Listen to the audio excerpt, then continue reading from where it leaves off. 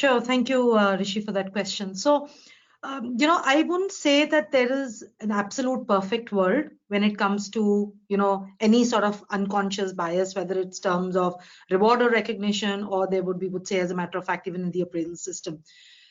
As going back to as fundamental as the choice of words we use associated with male employees versus female employees, and there is that unconscious bias that comes in, we're choosing words of more nurturing sort of words for women versus more, physical strength sort of words that we used, or acronyms, or even, pre-nouns that we use really for male associates, right? So I wouldn't say that there is it's a perfect world, that there is no bias. But what we have to do is to recognize that yes, we have a problem, to acknowledge it, and to continuously work on it, right? We have to, as corporates that we do, it has to be part of our DNA to continuously train our managers.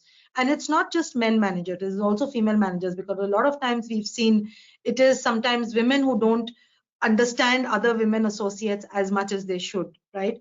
Or unconsciously have a bias exactly to the term that, okay, if I hire somebody at so and so stage, I may, depending upon what stage of life they are in, how soon are they to getting married, how soon are they get starting a family, those sort of unconscious sort of biases that come in. So the continuous training and development of leaders is important in all organizations, right? And at all levels, not just at developing managers or senior managers, right? So training and education is important. There is also a need for us to do these gender sensitivity trainings, right? Again, education in there, creating a safe place for women to be able to openly speak up. And the fact that if there are such biases that are coming to their accord, to be able to boldly stand up and say that, yes, I think this is not right, to be able to speak up, right? So that environment you have to create for them to be able to recognize and create a culture where women can openly speak up, right? We have to provide mentorship opportunities as and when in different stages of their career. More so, especially as Hari mentioned, that our problem is not as much as inflow at the bottom of the pyramid sort of role codes, right? It is, or jobs.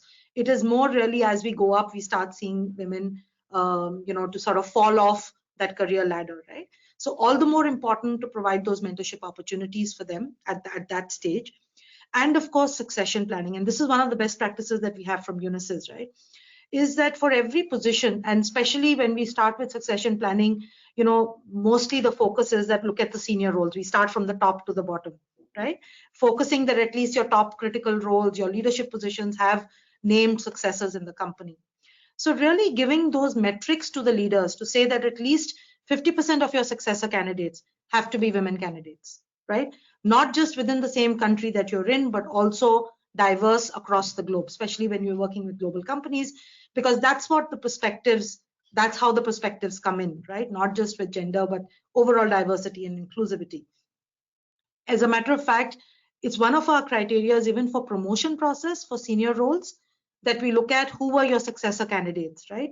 So have we looked in totality at all the successor candidates, and especially now that we've closed the loop that you have to have a woman successor candidate. So therefore then the opportunity for their growth and promotion and development, they stand an equal chance, right? So those are some of those steps that we have to take. And as this will not happen automatically.